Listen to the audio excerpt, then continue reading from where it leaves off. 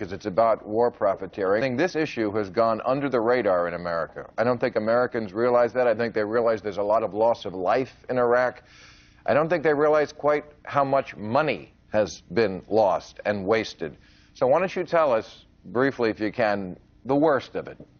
Well, the worst of it is that what we've been doing is we've been taking large parts of our military operation, and this administration has been turning them over to for-profit corporations whose only goal is making more and more money, and they're going over there, they're making our troops less safe, they're hurting the Iraqi people, and as a result, all of us are in greater danger. So it's not just the money bill, which amounts to billions of our tax dollars that are going to pay Halliburton, so they turn around and they charge the troops $45 for a six-pack of Coke. $100 to $45 for a six-pack of Coke? Oh, my God. That's what a Starbucks cost here. That's wrong.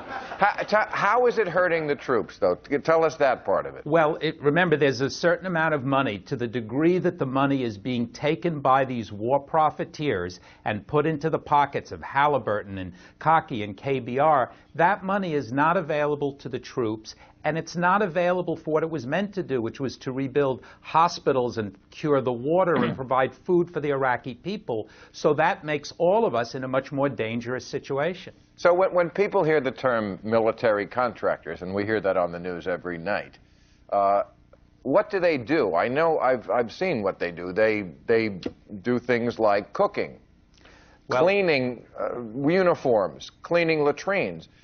I thought this was something the military always did for themselves. Why are they now outsourcing this? Well, they're outsourcing much more than that also. They're outsourcing the training of the Iraqi army, the training of the Iraqi police force, the training of our army, and actually literally men with guns are over there working for private corporations. Now, the reason it's happening is we have an administration that's ideologically committed to privatizing or profitizing everything, including the military, including interrogators at Abu Ghraib, and including translators. So it's no longer limited to where it started, which was latrines and food. It's spread in its extraordinary way, and there is no oversight. So in addition to everything else, Bill, your tax dollars, again, are going to these corporations who are getting cost-plus contracts. And what that means is, listen to this, the more money they spend, the more profit they get. How would you like that for your show, by the way? I would. But I'm not fighting a war. Right. But let's go back to the cooking and the cleaning and the latrines. Why can't our troops do that for themselves? Well, they can do it for themselves, but this again, you have an administration that believes everything should be turned over to private industry. The problem with private industry is they have a single goal, which is make the most money possible. So our troops are working side by side with people who are making 5 times as much as they are. Yeah, what does that do for morale? Can you imagine? I mean, we have story after story in the film, and it will really break your heart, of these good, patriotic, solid American citizens saying, I'm over here doing my job in Iraq. Next to me, somebody is getting 5 times what I am getting to do the exact same thing. And again, our tax dollars are going, and it's going right into the pockets of these corporations. And I know that companies like Halliburton, which I guess is part of KBR, when you hear Dick Cheney talk about it, he says, yeah, they were no-bid contracts. That's because they're the only company who does this kind of work.